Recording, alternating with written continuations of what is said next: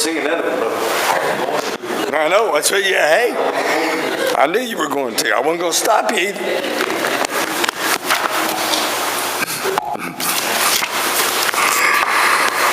Good evening. Yes, it is. It's a good evening. It's good to be together. It's good to see everybody out this evening. Glad you had a safe journey back. And for those of you that are even visiting tonight, we're so glad that you're here. I'm in a quandary. You know what a quandary is? Yeah, well, it's a quandary. Summer is tough to start a series. Now, there's a series I am desperately wanting to start. I mentioned that to a couple of individuals. A couple of you have asked about it. It's the One Story series, and I'm not going to start it yet because everybody's not back from vacation and running around. So I'm kind of interjecting tonight. I mentioned this morning, I confessed to the fact that I'd gotten a call last Wednesday afternoon about an appointment that I had forgotten agreeing to. And so they called me and I ended up there, and the thought was on discipleship. And I'm going to share with you some of the thoughts, not all of the thoughts I shared that night. Look over at Luke chapter 14. Luke chapter 14. Familiar text.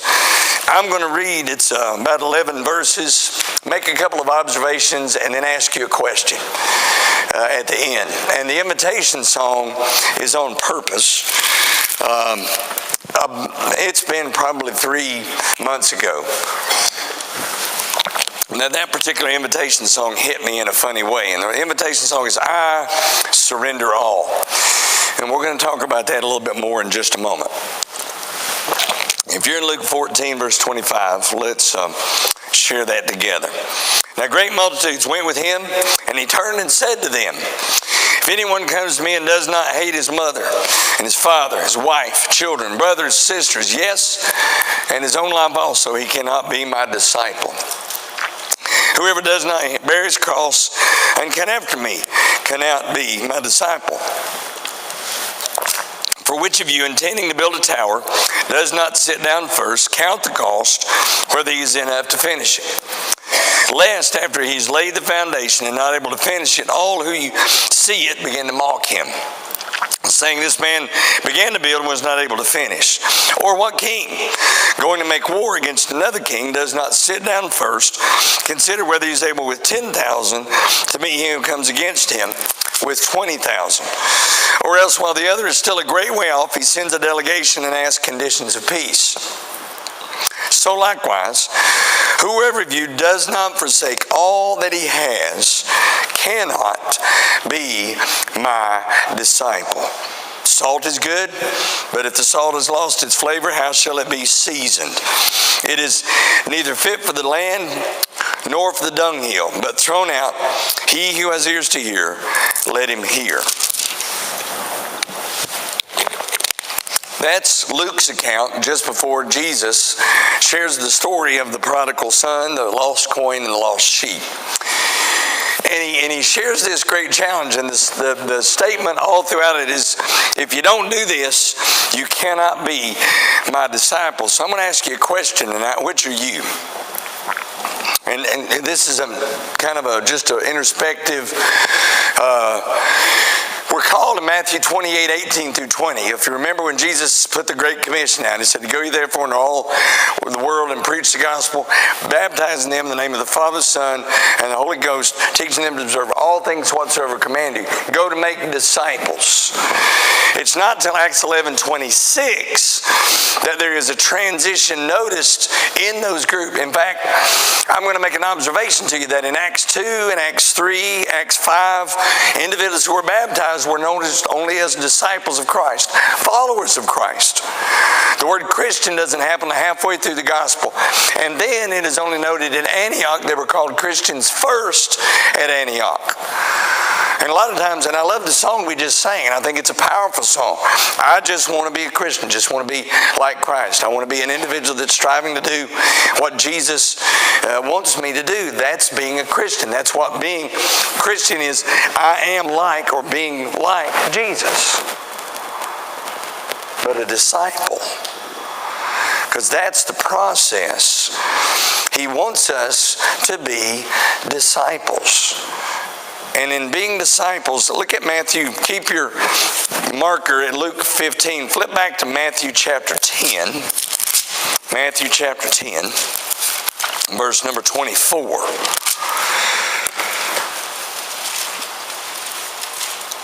Now, if you remember, this is when he sends the disciples out. This is one of the first times Jesus sends a group out. And I'm going to, just for sake of thought process, I'm going to look at 24, but look at verse 1. When he called the 12 disciples to him, he gave them power over unclean spirits to cast them out, to heal all kinds of sickness and all kinds of disease. The names of the 12 apostles are these. First, Simon, who's called Peter, not Andrew his brother, James the son of Zebedee, John his brother, Philip and Bartholomew, Thomas and Matthew the tax collector, James the son of Alphaeus, and Labius, whose surname was Thaddeus. It's been a while since I remembered his name was Labius. Thaddeus, how would you like that instead of Thaddeus? Labius. That's a unique name. Simon the Canaanite, Judas Iscariot also betrayed him. Then these 12 Jesus sent out and commanded them, saying, now remember, this is the limited commission. He sends these 12 out specifically to contact the Jews, not the Gentiles. Don't go to the Gentiles.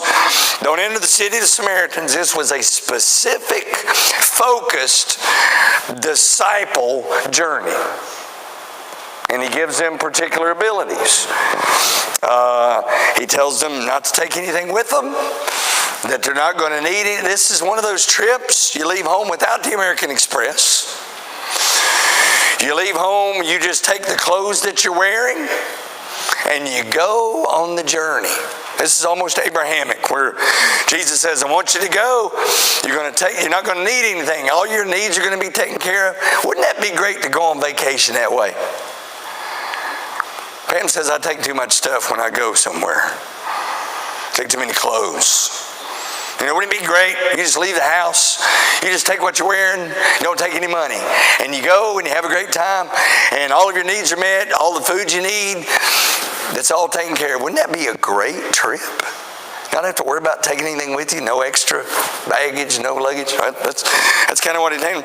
Providing the gold and the silver, nor copper in your belts, no bag for your journey, nor 2 tunics, nor sandals, nor staffs, for a worker is worthy of his food. All your needs, everything you need is going to be taken care of. Woo! Then he tells them, but here's where I'm going to send you. Look at verse 16. Behold, I send you out as sheep in the midst of wolves. Therefore be wise as serpents, harmless as doves. Read a portion of this morning. Now look down at verse 24.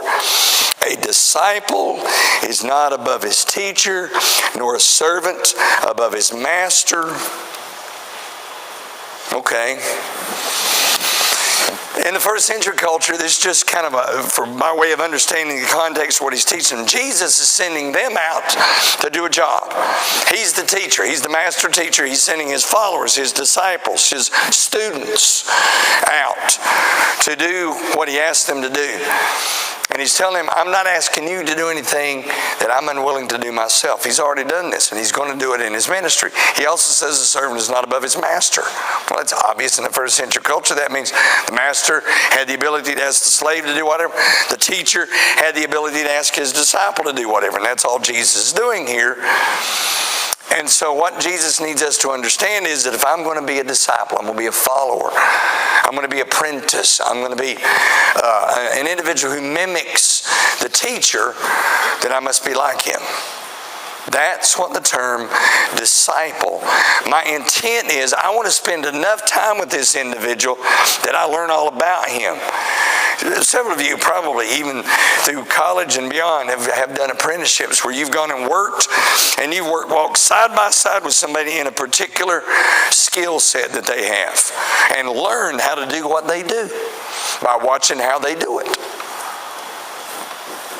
As disciples, that's Jesus' challenge for us. The thought process of that, and when he tells them it's not going to be easy, I'm going to send you out in a challenge-like way. Tony Campola, professor, writer of several different books, he did a little take on what a African-American minister did on a sermon called "It's Friday, but Sunday's Coming."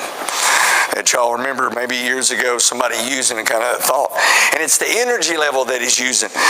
He says, we are caught in a particular stage in our national ethos in which we are not only materialistic, but worse than that, we have become emotionally dead as people. There is a deadness everywhere. High schools are apathetic, colleges are apathetic. I mean, everywhere it seems people are asleep, and there's this lack of energy.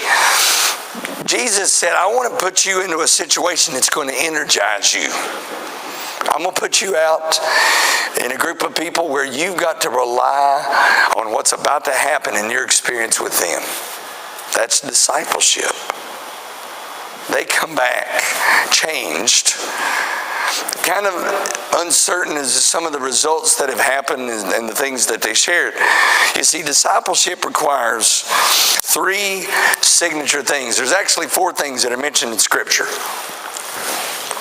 where Jesus literally says, Luke, the chapter 14 where we're at is where he says there are certain things that if you don't do these, you can't be my disciple. Now I want to take you on a little journey. Flip over back to John chapter 8, or over to chapter John 8. John 8, verse 31. And if you're willing, I'm going to ask you to kind of consider here. Jesus says, there's some things that if you don't do, you cannot be my disciple. Here is how you find out if you're willing to be a disciple of Jesus Christ. Number 1 is the course of discipleship, starting in John 8, verse 31. Then Jesus said to those Jews who believed in him, if you abide in my word, you are my disciples indeed, and you shall know the truth, and the truth shall make you free. What is truth? See, that question, in fact, we could spend the rest of the evening, start everything's going to go all the way across. Jonathan, Bob, John, Connie. We could just start asking, and everybody would have their own shade of answer to that. Now, I know asking you in the auditorium, the immediate answer is going to be what? Come on, there's only 2 answers in the Bible class that are always the right ones. What's that? Jesus is one of them. What's the other answer? The Bible. That's the answer. When you ask a question in Bible class, if it's not Jesus, it's the Bible. Those are the 2 answers. That's where it's going to be found. In our world, however, truth is relative, right? There is no such thing as absolute truth. Nobody really knows anything. You ask the majority of individuals in the world, they're going to tell you, well, it depends. On what? Well, on what I feel, or what I think, or who I am, or who you are, or what you want. We're a confused folk. But Jesus says you can know it. You can know the truth, and it will set you free. And he says that's the way that you start the journey toward true, honest discipleship. If you want to be like Jesus, there's one source for finding out who he was, what he did, where he went, everything about him is contained here. Not contained in some individual, not contained in some experiential thing, someone's not going to, well, I had this experience and I came to know Jesus. Well, that's just wonderful, but you might not have got to know the right guy. Because if that source is not here, Jesus said, continue in my word. My word is truth. John 17, he'll even say that thy word is truth. And it's the only source of that. So that's where, if I'm going to be a disciple, I got to get from the right source. That's the course. Abide in my word, you are my disciples. That's how we find out what Jesus wants. You want to be like Jesus? Read about what he did. Read about who he was. Read about what he requires. That's a whole other lesson in and of itself. Number 2, the cost of discipleship. Look at John 13. It's interesting that John is one of the ones who spends a lot of time talking about discipleship. In John 13, you know the story. In John 13 is that moment in the upper room. Powerful moment when Jesus introduces the apostles to true discipleship, what it means to be a disciple. I still love that upper room moment. And for the life of me, I've never understood, as they got everything ready for the upper room and getting ready for people to be served, we know that Jesus moves over to the side and takes off his coat, puts on the towel of the servant, picks up the water basin and the cloth and starts washing feet. Somebody should have already done that. And I've always wondered, because foot washing is not some ethereal spiritual experience. It was just because people's feet were nasty and you're in the room eating together. You ever been in that environment where there's an aroma in the room and your stomach just will not let you participate in the meal? That's what I'm talking about. It was a necessary thing. It wasn't some, we've tried even in the religious world. There are people that have foot washing, and there's nothing, I don't want to sound judgmental here. If you're going to do something to serve somebody, that's cool, but do it when it's necessary. And it was a necessary task. Have you wondered why it didn't get done prior to Jesus doing it? This is my guesstimation. I just was thinking this the other day. Remember, Jesus said, go find an individual and make the room ready.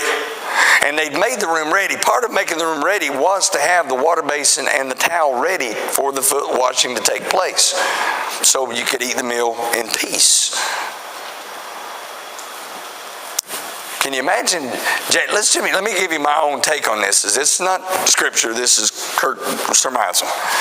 James and John come in the door. They were called the sons of thunder. I'm trying to be James and John. I never was big enough to be James or John. Look up and see the water basin and wonder who's supposed to wash our feet. And it's not us.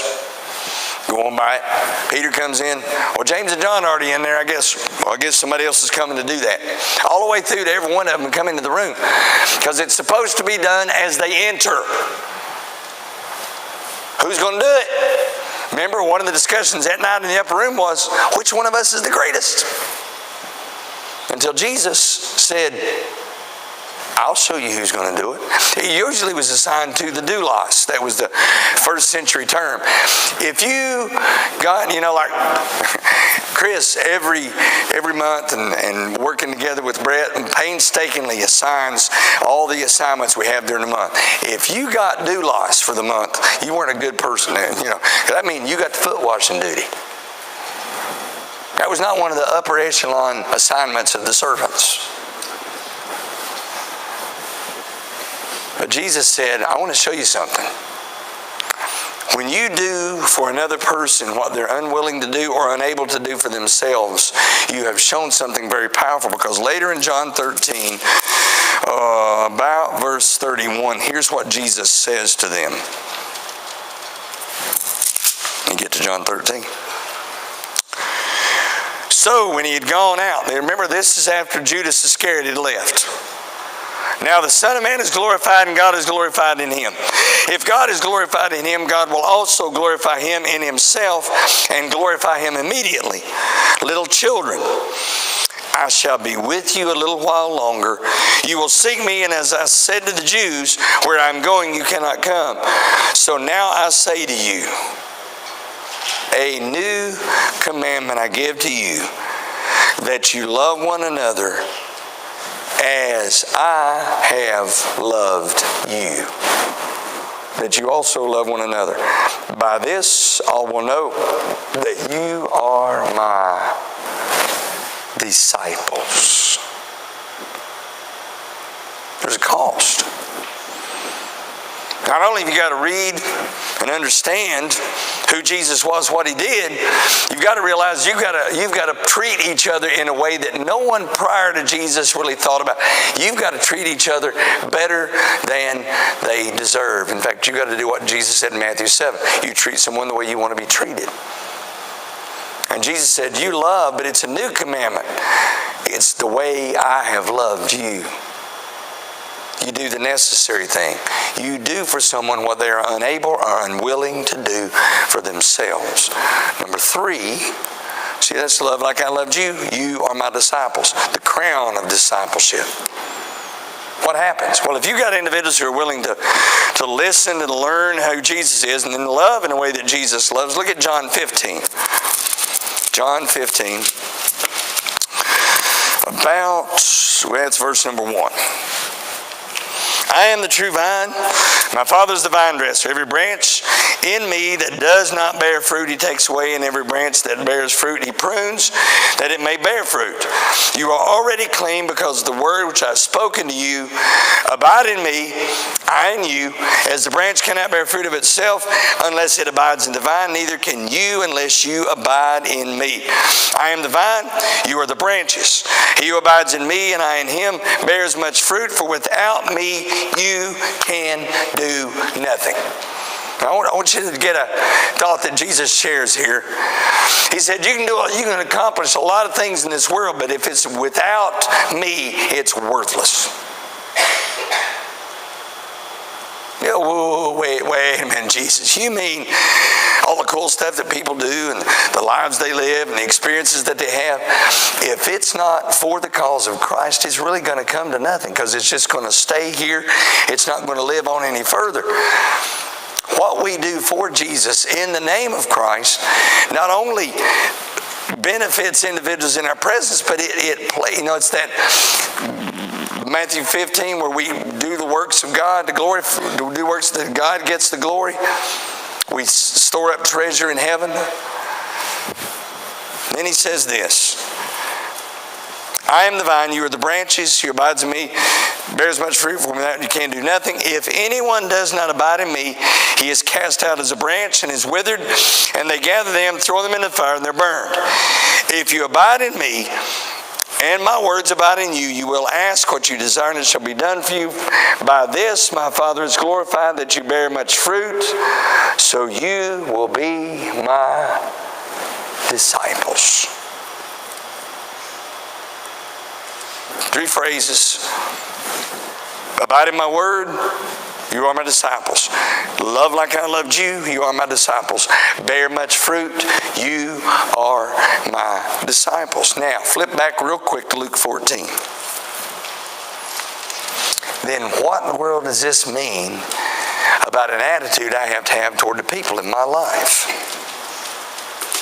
I mentioned this, I think even less than a year ago. I gotta hate my relatives. Well, there are days I can do that.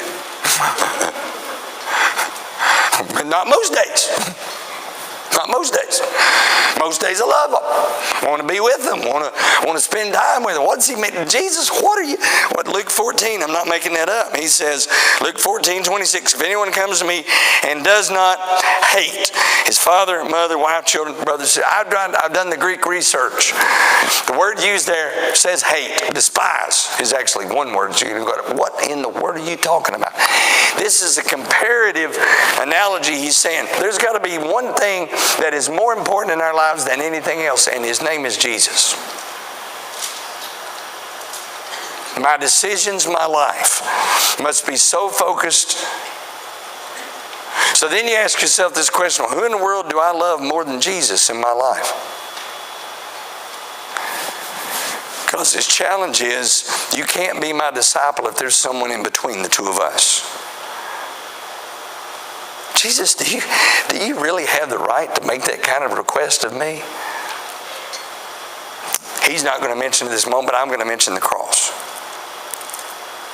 He who knew no sin became sin for us, that we might be made the righteousness of God. And that's why in that moment he also says must bear a cross. Oh, there's a cross involved. That's the part of it where I sacrifice. That's the living altar. And we mentioned that this morning.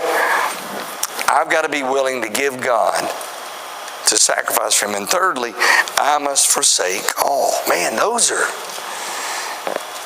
You link that together with, wait a minute, abiding in his word, loving like he loves, and being willing to bear fruit, to do things and to influence people in a way that makes a difference. That's what he says discipleship's all about. Thus we get to the song, which I'm going, this song is tough. I couldn't get that out of my head I think it was probably right before summer, I mentioned the way this song, I have a tough time singing this song. Just being honest with you. Because when you look at the requirements of Jesus for discipleship, and you get to this song, I mentioned it earlier. Mentioned it at the Men's Day over at Highland Acres. I think the more accurate rendition of this song, most likely for most of us, now I can't sing it for you, would be, all to Jesus I surrender, humbly at your feet I bow, worldly pleasures all forsaken.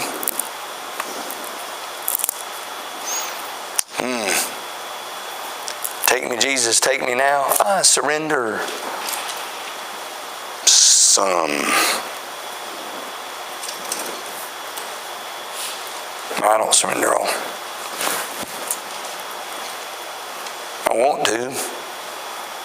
I want to believe with all of my heart if there was ever a moment, a requirement where Jesus looked me square in the eye and said, all you have, and I'd let it go. I'm fortunate to have so many people that I love in my life.